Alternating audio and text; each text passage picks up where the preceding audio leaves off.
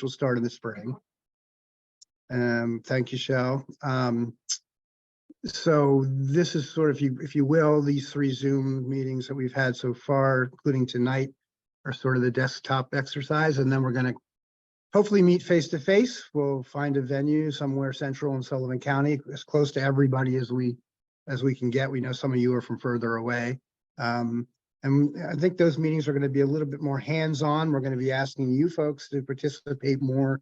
Tell us your experience in the watershed. Many of you have lived and grown up in the Never Sink watershed, and you know all kinds of things about it. And you can't have a management plan unless you really intimately know the watershed. We're going to be asking you to participate and contribute that way. One of the things we're going to be doing is, I think I talked about this last time, is a mapping exercise where we actually will, put physical maps, big maps on tables in front of you and have you point to areas that you're familiar with and places in the river that you recreate in or identify with, or, where the river has changed, because we all know rivers change all the time over the decades. So, again, attempting to learn as much as we can about the watershed from the people who live there and the people who rely on it for all kinds of enjoyment and economy, jobs, recreation, and just, being the ecological resource that it is in your backyard. So with that, you heard that we are recording. Just I need to say that. We're going to ask you to hold your questions until the end. However, we do have the chat box function, and at any time you can just enter a question in there and we will field them accordingly. So thank you again for coming, and we hope you keep coming. We need you through the course of this year, and we hope to have, hope to be wrapping things up in the beginning of next year and have ourselves a vision and a blueprint for the future management of the Never Sink watershed and everything that it offers, from angling to recreation to economy and everything else. So with that, Freda, are you ready to go? I want to introduce Freda Eisenberg, Commissioner, Sullivan County Division of Planning and Environmental Management. I don't think I mentioned Heather Jackson. I saw Heather up there too. Heather, wave to the crowd. Sorry, I missed you. From Sullivan County Planning as well. Okay, Fred, it's all yours. Thanks, Jeff. And yeah, thanks for the shout out to Heather and my team. I was tasked with talking about the economic benefits of stream protection and restoration. And there are lots, obviously, habitat and wildlife and all that kind of stuff. But when it comes to economics, there are really 2 basic things. One is stormwater management and flood protection, because if you have a healthy watershed with channels that can absorb excess stormwater, you're not going to have flooding and all of the flood damage that comes with it. We have suffered a lot in Sullivan County, not only economically, but also with loss of life. So looking to shore up that resilience to flooding is I can't say enough about it, and there'll be more on that later. But what I'm going to kick this off with primarily is really to talk about the other economic benefit, which is how it drives our tourism economy here. Obviously, watersheds and the Never Sink have great scenic value. Jeff, obviously from FUDR, is interested in the angling angle, and all of that drives recreational tourism. And looking around the Zoom, I see a lot of faces, and some people maybe, I think a lot of you are probably familiar with the history around here, but I figured I'd just sort of give an overview to think about this in context, because when the tourism industry really took off here in Sullivan, it was directly connected to what we could provide in terms of a healthy environment, air and water. It was people from the tenements of New York City coming up here to get what we're trying to protect right now. In the 20th century, the outdoors was still driving that, but you had this development of all-inclusive resorts, and things shifted a little bit. It was, large, very impactful, and it still astounds me looking around today to think that we had 538 hotels here with plus 50,000 bungalows and 1,000 rooming houses. Those numbers still, continue to stagger me because, when I came back to the county, less than 10 years ago, there was hardly anything. So, that loss was monumental, and it was driven by three things that caused market failure. And I'm going to give a shout out to John Conway, the county's historian, on this, because I think he really put it very succinctly when he said, we lost all of that because of assimilation. A lot of the resort hotels were geared toward the observant Jewish community, who were either, blacklisted from mainstream resorts, or couldn't go there because they needed particular accommodations. But when assimilation took hold, they no longer needed to tie themselves to this area. Affordable air travel took off in the 60s. So, if you lived in the New York metro area and you had some money to spend on a vacation, you could come up here, as you always did, or you could go to Europe. And then finally, air conditioning.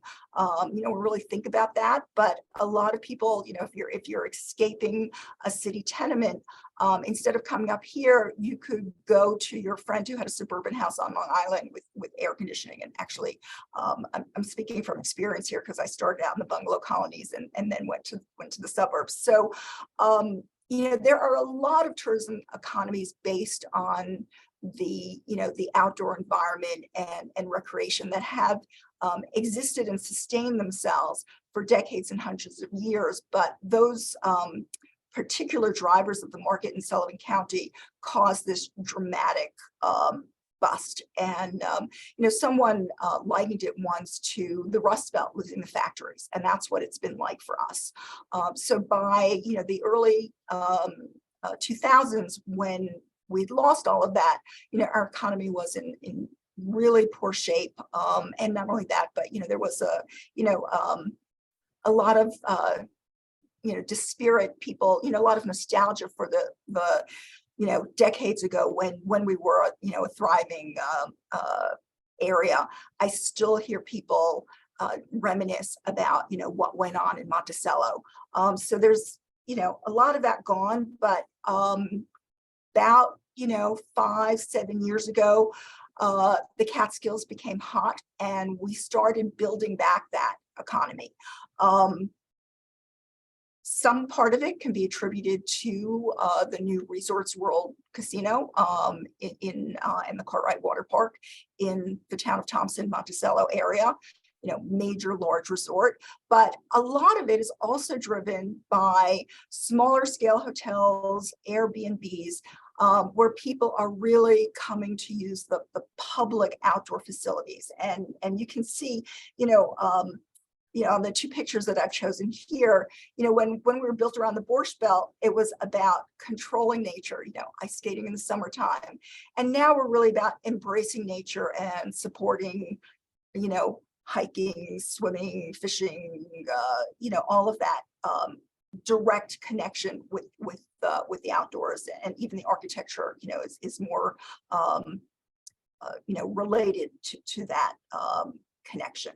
So what does this really mean for us in terms of money? So I'm pulling from, I guess, the most recent study of tourism statistics, which has numbers from 2021. We're just at the beginning of 2023, so I imagine in 2022 stats will come shortly. But we started, gaining ground and growing in, 2018, the late teens, and then COVID hit. And we not only rebounded from the COVID pandemic, but a year later, we had surpassed it, by 64%. So, the pandemic accelerated a lot of trends, and you can talk about how it accelerated the migration of people from downstate up here to experience what we have in terms of the natural environment. It accelerated remote work, it accelerated a lot of things, but it did accelerate that tourism rebound trend that is directly tied to our natural resources. So visitor spending specific, in the Catskill region, grew to 1.9 million. And a big chunk of that was in Sullivan. We're always competing with our other counties in the region, particularly Ulster. 44% is not that much larger. We really have a sizable chunk of that market. And then when you look at the impact of the tourism industry on labor, we are the most dependent of all of the 4 counties in the Catskill region on tourism, the tourism market for our jobs. About 17% of all our wages, labor income is derived from tourism. It's strong for the other Catskill counties, but not. So, and then lastly, just on a very, very direct level, this is something that everyone should be able to feel in their pocketbook. The taxes generated by the tourism industry here has been calculated to save everyone or every household about $2,500 on their local real estate tax bill. So that's pretty significant.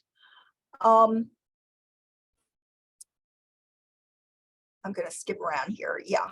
So because of this new connection and rebuilding our tourism economy based on what we share publicly, as opposed to what any individual real estate property might have. At the county, we've been trying to promote and facilitate the growth of what people want. And I just want to put in a plug here for 2 projects, or I have websites shown side by side. One is for trailkeeper.org. And that is a website that was put together. Heather Jackson, who's on the Zoom here, did that so she can put a date on it better than I can, but a little over 10 years ago. And it is not an app yet. We're working on that, but it's a great resource. You go to that website and you can find every hiking trail in the county, and by location, you can click on a map and see where you can go walk in the woods or by the water here.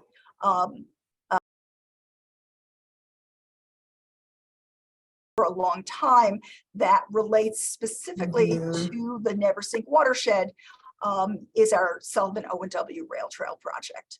About 5 or 6 years ago, the county put together a trail advisory committee to the legislature, said, oh, planning, you run this committee. We kind of got people together. We looked around and said, okay, what are we doing here?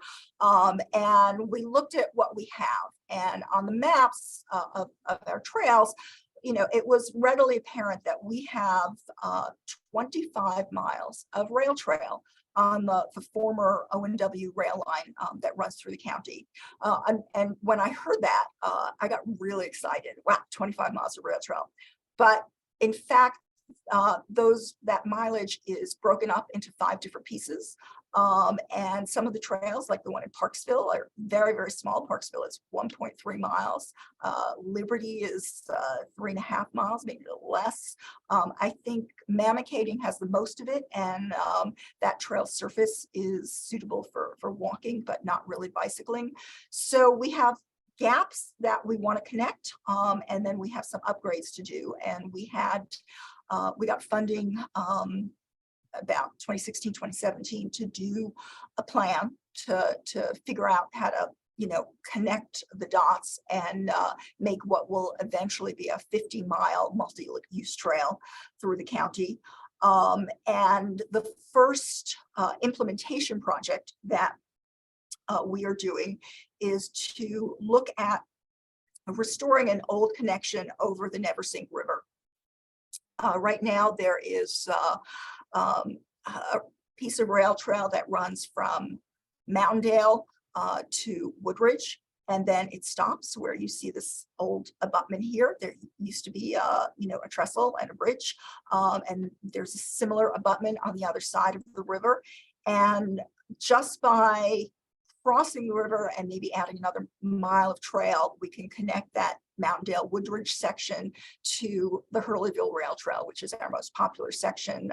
People may be familiar with it. It runs through Hurleyville, built by Center for Discovery, really nice, kept and surfaced. That goes to South Fallsburg, where this bridge would connect. So we have what we're calling the Never Sink Crossing project. It is in design right now. While I'm on this Zoom, emails are popping up about the question of endangered mussels over here and when we can get our permitting done.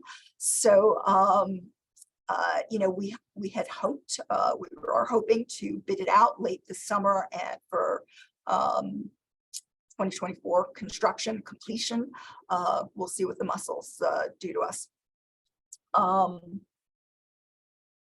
And also with respect to this Never Sink watershed management plan, part of the funding that we've received for this project in partnership with FUDR and Trout Unlimited is for the assessment of culverts in the watershed, and then for some capital work.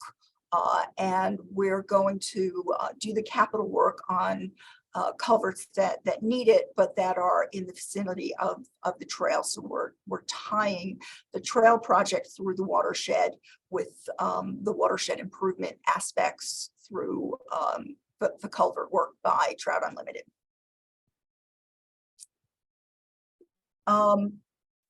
Moving forward, we know that I start out by talking about the boom and bust cycle of the tourism economy here. We want to make ourselves more resilient, both resilient to flooding impacts, but also resilient to that, boom and bust cycle of, the economy, and obviously diversifying ourselves from tourism is one thing, but, part of this, the efforts, we have multiple efforts going on to plan for resiliency. What I didn't put down here is the county completed a hazard mitigation plan a couple of years ago. When FUDR sends out any follow-up information, we'll include a link to that because it is an internet-based plan, and it does pinpoint where flooding risks are and how it puts a dollar figure on some of the damage that we've suffered. We're working on this watershed management plan, which is what everyone came to hear about. And we recently just got a funding award to create a countywide bicycle and pedestrian plan, not particularly related to water, but it is related to resiliency and to our trail project, because it will just extend the benefits of that trail project out onto our public road system. And we're going to be embarking on that later this year. Finally, and this is what we'll be spending, I think, the rest of this evening looking at, and that we're kind of launching with you guys tonight, it publicly, is our countywide resiliency plan. We received a grant from New York State to do this a number of years ago. With COVID and staffing changes and all of that, it took us a while to get started, but we have hired what we think is a wonderful team of consultants led by Mud Workshop out of Brooklyn. We have Shanchi Pandy here tonight, who is the founding principal of MUD, and is kind of a rising star in the planning firm, with planning field rather, with MUD. She has I kind of looked, I had her bio up one minute. I hope are we still on my PowerPoint? Because I'm clicking around. I hope you're not seeing my other screens. Anybody? Nope, you're good, Freda. Okay, It's still your thank PowerPoint. you. Sorry. It's in your email as well. I know, so- and I did open it up. It's sitting here somewhere. Sorry for the glitch.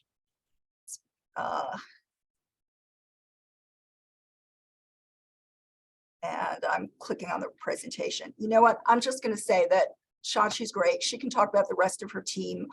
It is a firm that's focused on multidisciplinary efforts. And, you know, we have a team that includes experts in, you know, all sorts of fields from other very impressive firms.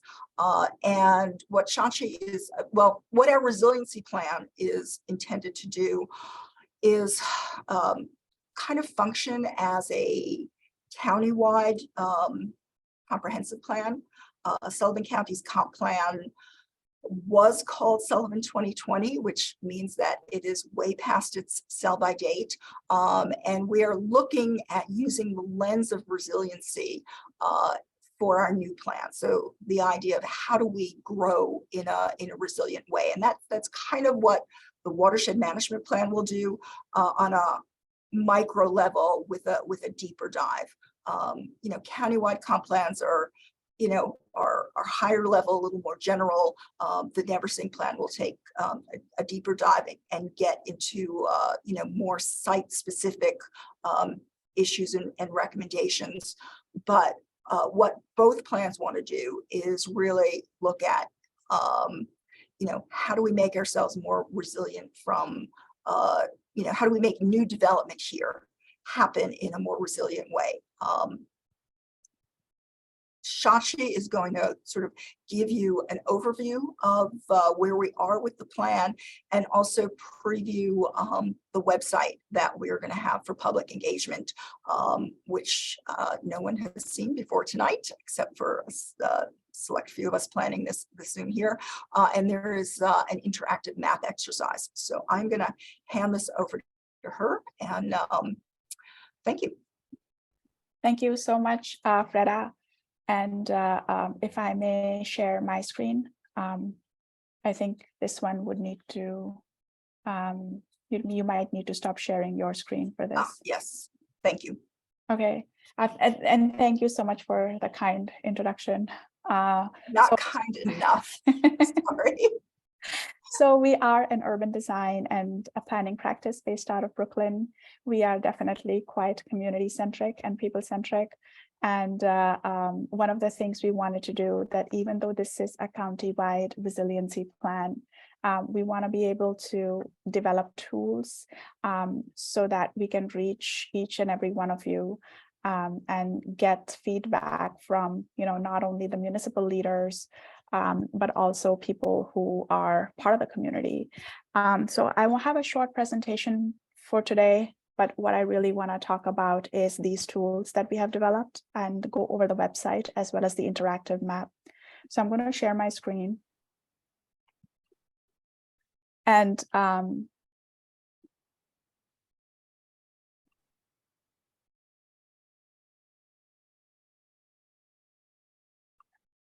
so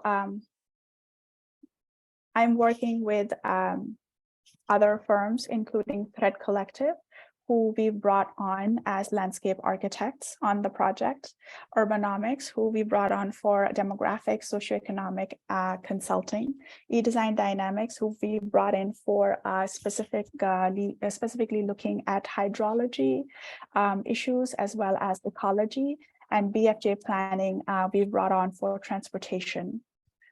So, you know, what I want to talk about really very briefly is give an introduction of what the resiliency plan goals are and what we think the expected outcomes are, and you know, talk about the work plan a little bit, the timeline, and where we are in, you know, our current work.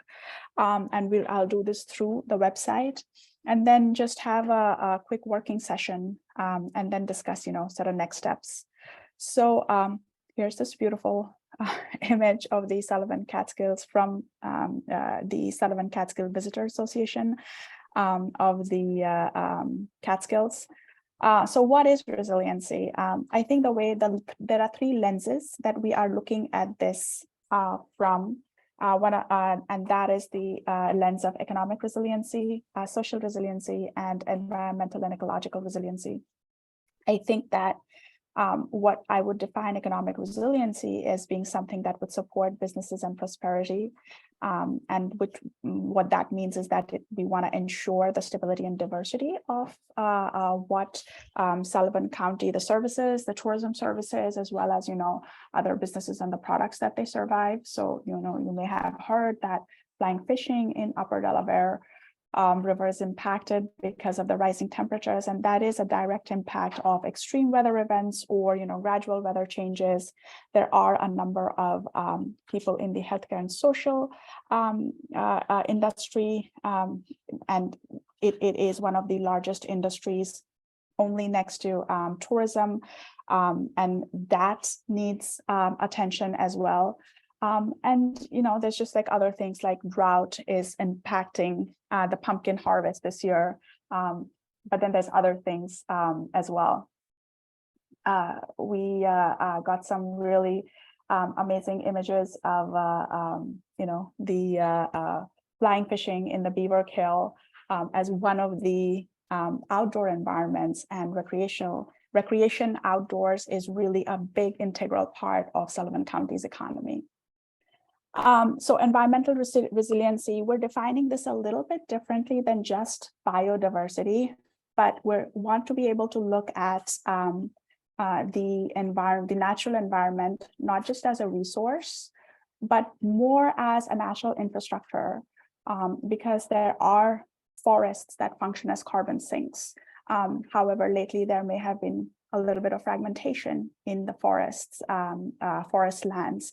How can we take care of that and protect that? There's algal blooms leading to Lake Superior Beach and other park closures this summer. So that has impacted several things. There have been tons of other invasive species that have also impacted public health. And obviously the volatile weather patterns and has been impacting farming and agriculture. So we, in addition to looking at how the issue of invasive species, issues of extreme as well as gradual weather changes, how have these natural resources existed as natural infrastructure, and that disturbing them may not be such a great idea through development. And then, and again, here are some amazing images of your county. And lastly, social resiliency. Now, this is from the lens of people who get impacted specifically during events of, extreme weather. That is definitely a big problem. For example, Hurricane Ida most recently caused power outages, and that left a lot of people, especially the health industry also had to suffer a lot because of that. There are food deserts in a lot of places, including in Monticello, White Sulphur Springs, and Ferndale. But then also over a period of time, what's been happening is because the housing stock is not very recent and it's old, it's hard to kind of fit it with with air conditioning. There's rising temperatures, and that heat and air quality impacts our entire population, but especially aging population. In addition, social resiliency has also mean things like access to employment and uninterrupted and equal access to infrastructure for all residents of the county. So what are the preliminary or draft goals of the Resilient Sullivan Plan? Now, the Resilient Sullivan Plan, this is a very, very preliminary set of goals. We will have a more robust outreach and a more robust, hopefully, working session to determine whether these goals are goals that we agree with, all of us, or whether we should add to this list, or we think some of this doesn't really make sense in the current context. But what they are really now are that we implement a set of strategies to protect biodiversity, natural infrastructure systems, and our recreational resources, because they are central to all three lenses, including environment, social, and economic, that we consider developing model codes and incentives to aid municipalities in responsible and sustainable development.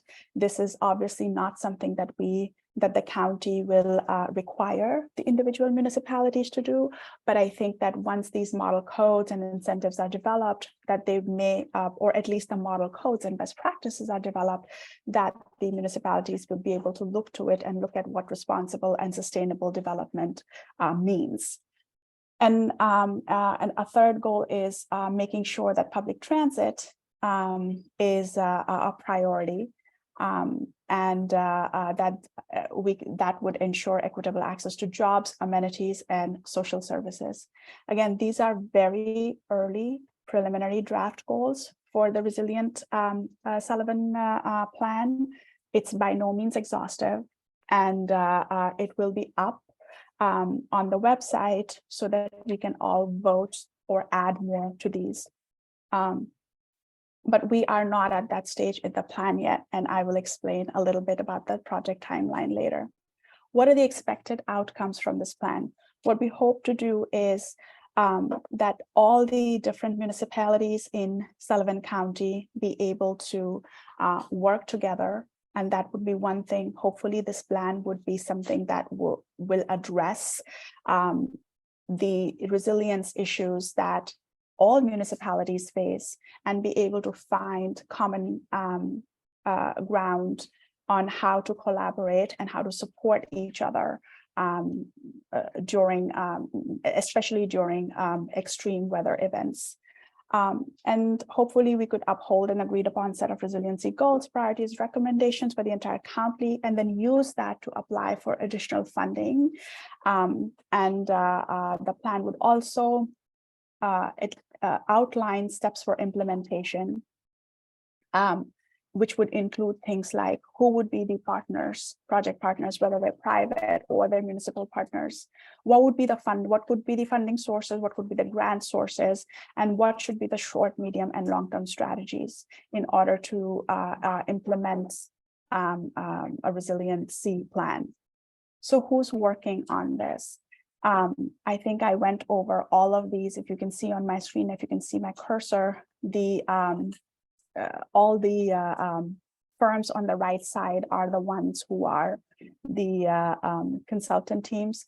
But what we have, what Sullivan County has gone ahead and done is established a resiliency plan advisory committee, which includes municipal representatives, several not-for-profits, regional economic development corporations, and resiliency working groups, and community-based organizations. We've spoken to several of these organizations, and I will give you a short list. And then we think that all the residents are also a big part of this plan-making process.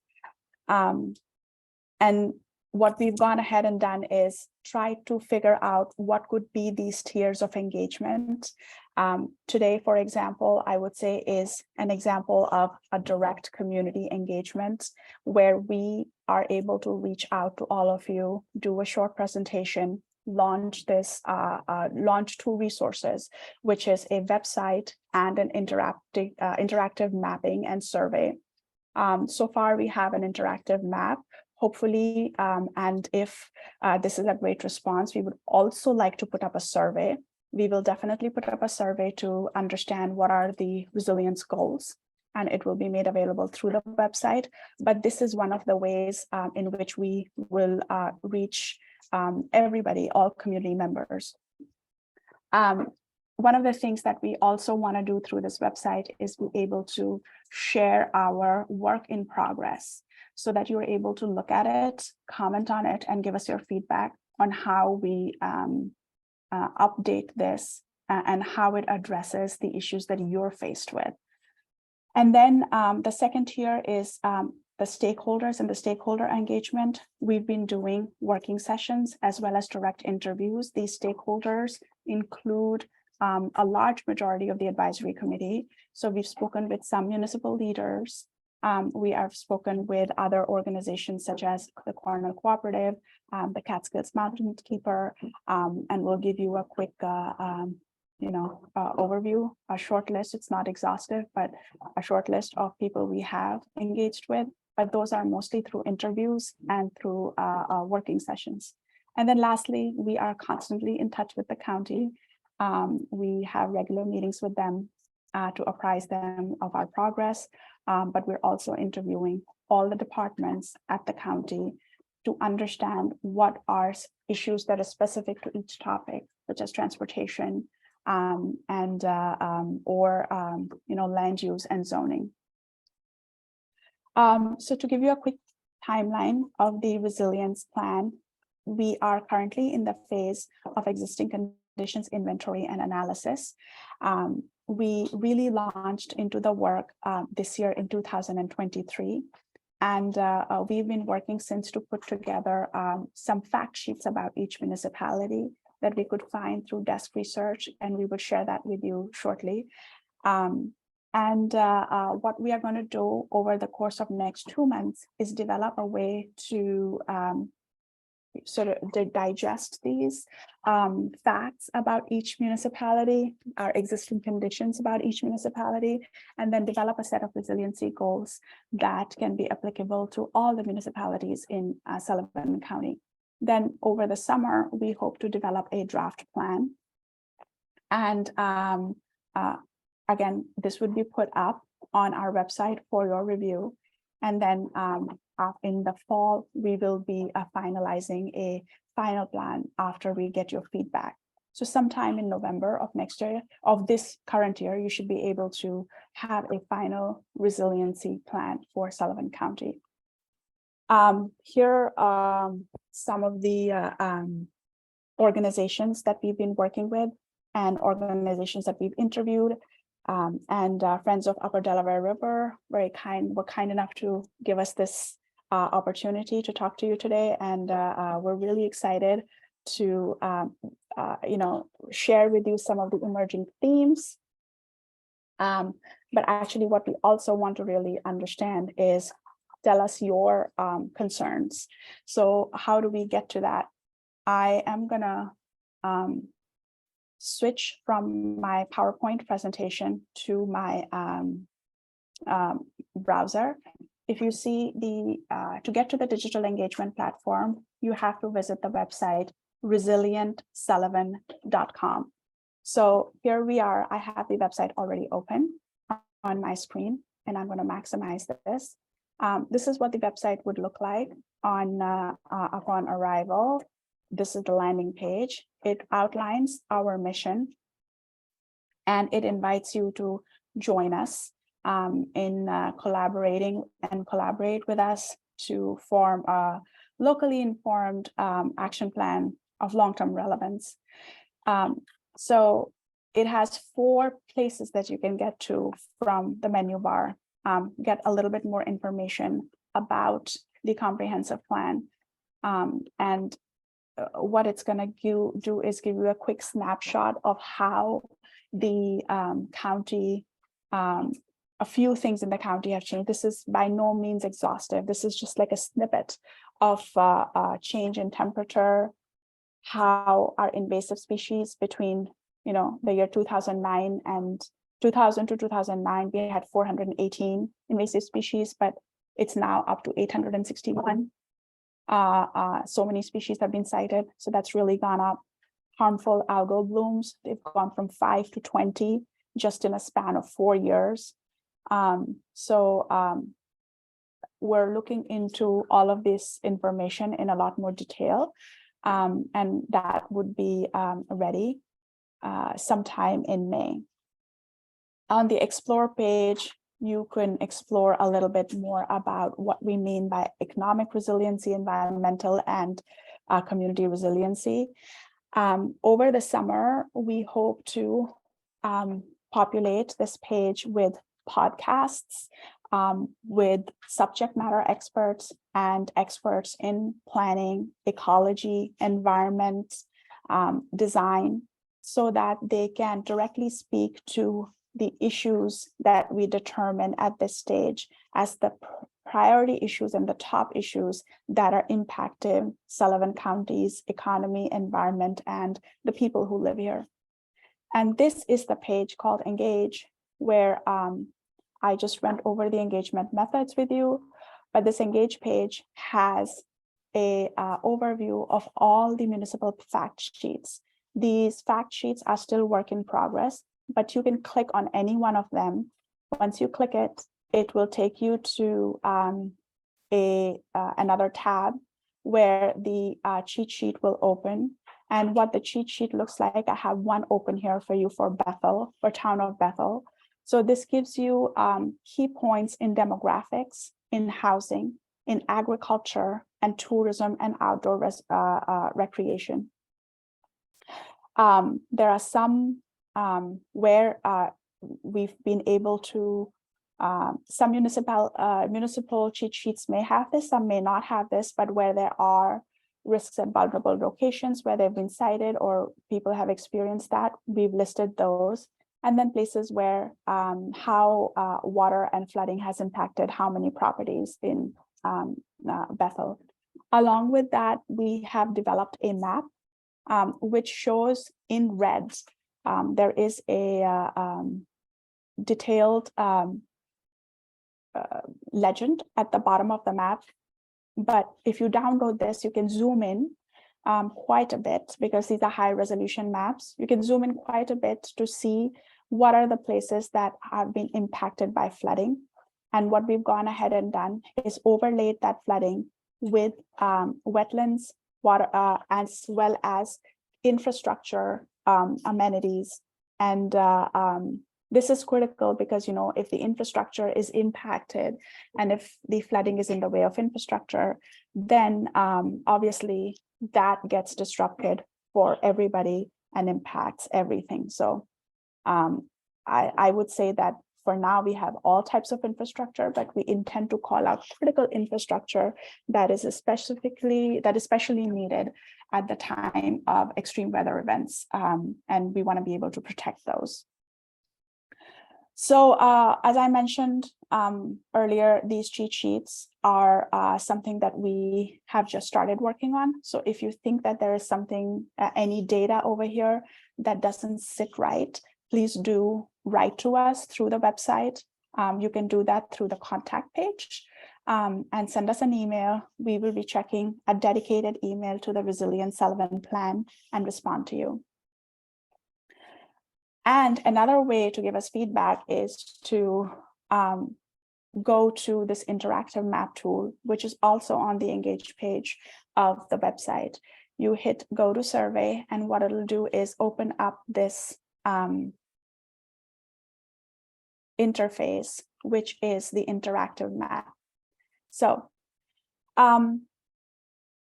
as soon as you open this page, now it is already open on my screen, so the community agreements won't actually pop up. But as soon as you open up this map, there'll be a set of community agreements here.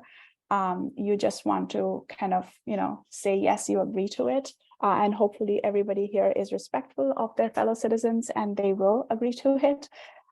It gives you on the left-hand side a little bit information about the Sullivan County Resiliency Plan and what we mean by economic, environmental, and social resiliency.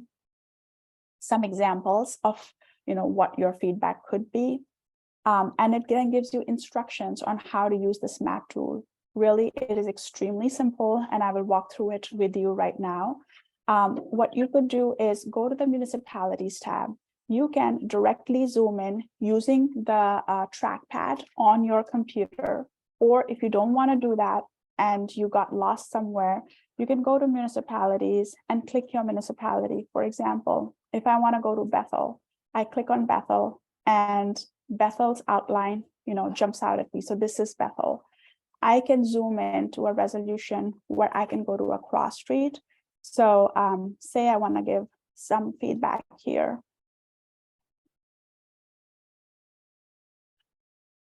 At Lakeview and West Shore Drive. And this is the maximum that I can get to, and I want to give feedback regarding social resilience. I will drag this point and then put it on here. And as soon as I put it on here, a dialog box opens up, and I can put in my comments. I would love to see uninterrupted power supply to the nearby playground on my street. But it always gets flooded, you know. And then I can put in, I have to put in my first name, my last name, and my email. These 4 things are obviously required. If you so wish, you can also attach a photograph or any type of image, a map. It could be anything, as long as it is in a picture format like JPEG, PNG, or GIF or HEIC. You can also click remember me, so you don't have to give your email each time. And once that's done, you add the comment. Your comment will have, you're going to get an email to your email that your comment's been noted. And why is it not appearing here? Because we have a starting point where every comment initially is moderated. But look, I did. I am going to go and unmoderate my own comment, and then you will see it populates on the map. Give me 1 second.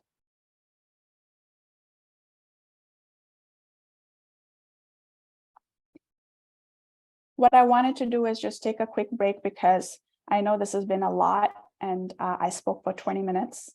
I was hoping to speak only for 10, so that everybody would get a chance to play around with this interactive tool. But I am wondering if you guys would like to take a shot at it. And if you want to do it, I can paste the link in the chat right now. Just with sort of a show of hands on my screen, would you like to do the exercise right now? And I also want FUDR to please let us know if they have time for this, because I understand it's 6:50 right now. Like, do we have 5-10 minutes to do it?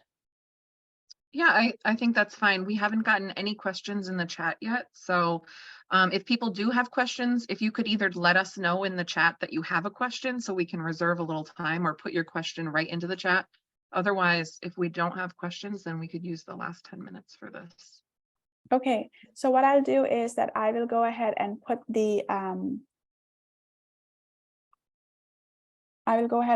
link to the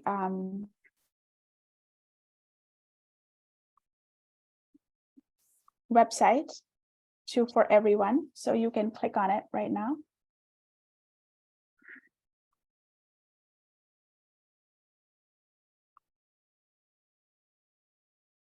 And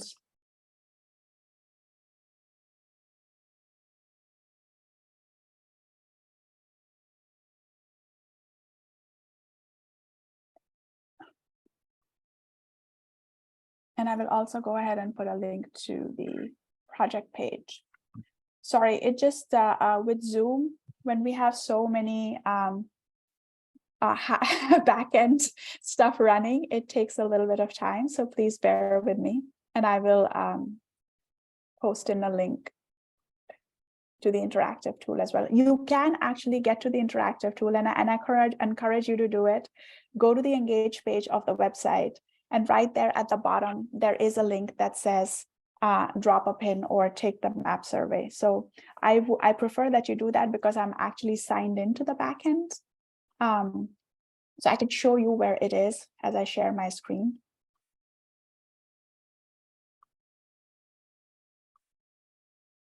So on the Sullivan County website, if you go to the Engage tab, on the Engage tab, right at the bottom, it says Go to Survey. If you click on that, it will open up the interactive map for you. Please let me know if you're not able to do that, and I will send you a separate link through your through here.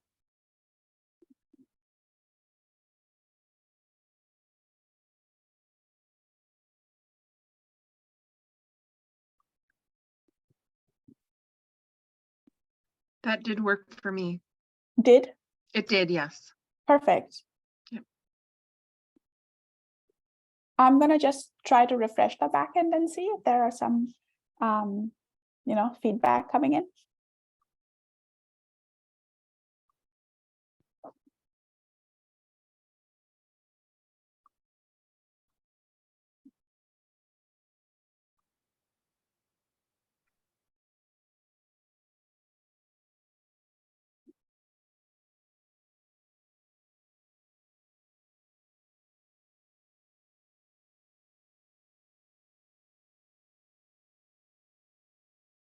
Okay, I did get a message from Javi. I'm concerned about the spread of woolly Adelaide adelgin. Yes.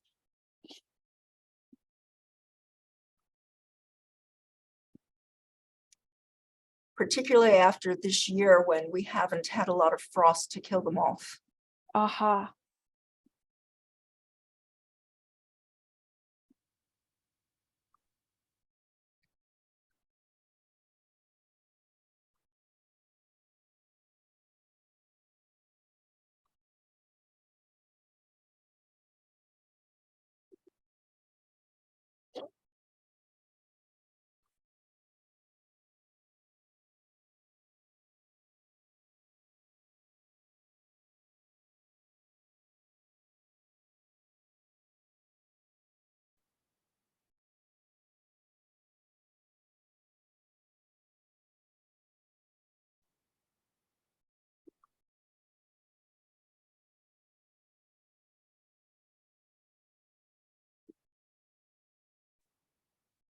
Great. I feel like people are starting to. And again, this is something that will support a lot of engagement simultaneously as well. So even if you don't have enough time today, I do hope that you will, over the next month, work with your neighbors, your friends, and your municipal leaders, and draw them to this tool and the website to help us develop a plan that is informed by everyone, but so that we can also get your comment and feedback directly. And I just wanted to add to that FUDR will be getting this data from Mud Workshop. So any data that comes in the NeverSync that's relevant to our watershed plan, we will be able to access that data. So don't be shy about including things that are in your neighborhood in that environmental category, and we will find out about those as well. Absolutely. And I mean, I want to offer to Greta and to Molly right now, if you feel like there should be a special marker just dedicated to the NeverSync watershed plan or something, or like a particular question, then we have the ability to add one marker if needed. Okay, thank you. I think there might be at least one question. People can continue to play around with the map, and we can probably double do kind of two things at the same time here. Grace, did you have a question? Guess I can't figure out where Grace is to unmute her.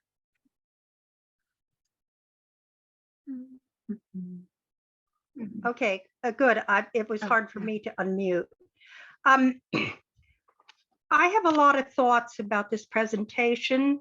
I don't want to be a Debbie Downer, but I have difficulty with, and I wrote it in the comments section, with a lot of the jargon of resiliency, when it takes three separate charts to explain what resiliency is, when the task at hand seems to me that you have to be able to explain things in ways that do not seem either fashionable or like sustainability, all of these things when you're trying, and you need on the fundamental level to be so local and be able to have a dialogue with people who don't speak in much of this language and much of the planning language. I don't know.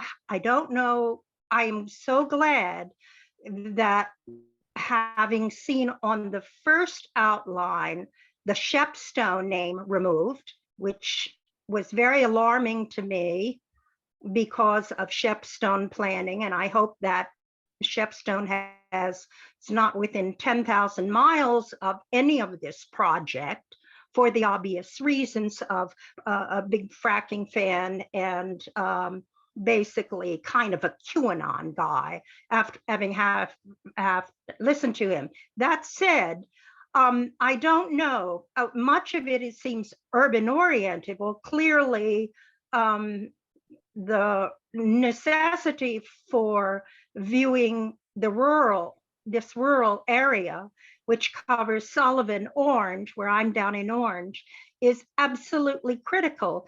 But I find that there are layers and layers of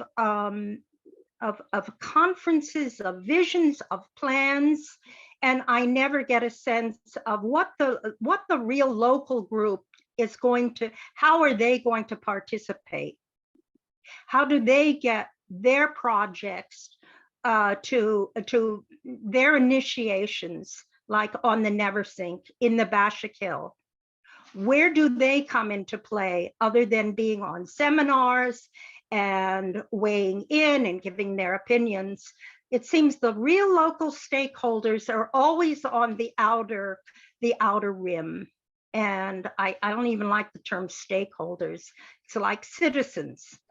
And Grace, can I interrupt you? Because we are out of time and we're trying to be respectful of everyone's time, but I think we should have a follow-up call with you to figure out how you would like to engage in this, if there's a different way to engage with your group. So we will send you an email tomorrow to follow up, to set up a meeting.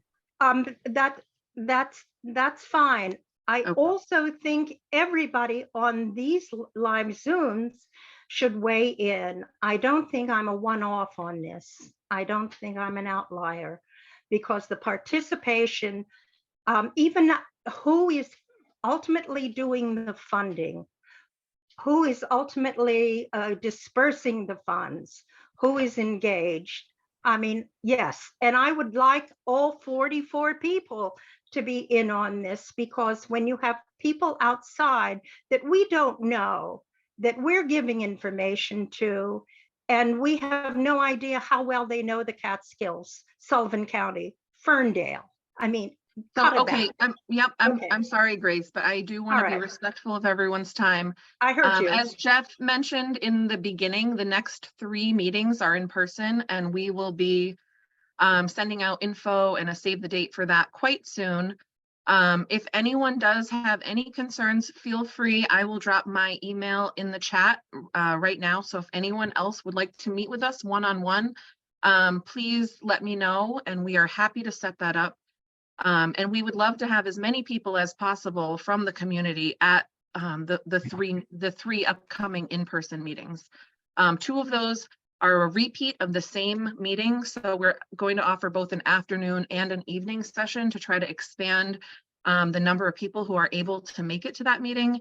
And we will also hopefully have some access to the mapping that Sachi just went over, so that there's also a virtual format for people who cannot attend that meeting. So we really are doing as much as we can to reach as many people as we can, but are always open to suggestions. If anyone knows specific people that we should reach out to, or different ways of communicating, please send us that in an email, because that is our, I think I can speak for Sachi as well. Like, that is one of our primary goals, because we both know that you all are the experts here. We are learning the community. We need to know what you have to say. And that's what I can tell you, that is what we are trying to do here. So, these first 3 meetings are a bit impersonal because we had to have them virtually, but we're hoping to get to actually meet some of you face to face and have a cup of coffee when we meet in person. And hopefully we can sort of alleviate any concerns that you might have about who we are, because, you know, we're looking forward to meeting people in the community. So if anyone else has a last question, we are happy to take one more question. But if not, I think we are available. I'm going to drop my email in the chat right now. Does anyone else have a final? Molly, I just also wanted to jump in and just, you know, give a short response to Grace, and, you know, say that I really appreciate the concerns about the jargon and the local nature. It's something that we struggle with all the time. This is, you know, kind of a preview for us, as I said, kind of, you know, dry run. So it's good to get that feedback, but the intent and going beyond that inner circle, if you listen to the intent of the whole presentation, it's really about how we are going to connect beyond that circle of organizations, or, you know, whatever there was the objection to individuals, to collect that local information. That's what this tool and this website is really all about. And we are going to need help in getting the word out, having people use it. Obviously, we'll need to, you know, do a little jargon correction or something. But it is something for you know, people to use, and so we just, you know, want to make sure that that message gets out, that we're looking for that one-on-one individual, come interact with us on the plan, or whatever local organizations you're talking about. We are very open, and you know, this is a process and a journey. We want to hear more. Yeah, thank you so much, Freda. I'm also dropping in the website link for the Never Sink Watershed Management Plan. And that also has a place if you know people that would want to get a direct invitation to these meetings, or organizations that would want a direct invitation to these meetings in the future, you can sign up on that website. And like Molly, I just put my email in as well. So if anyone wants to reach out. All right.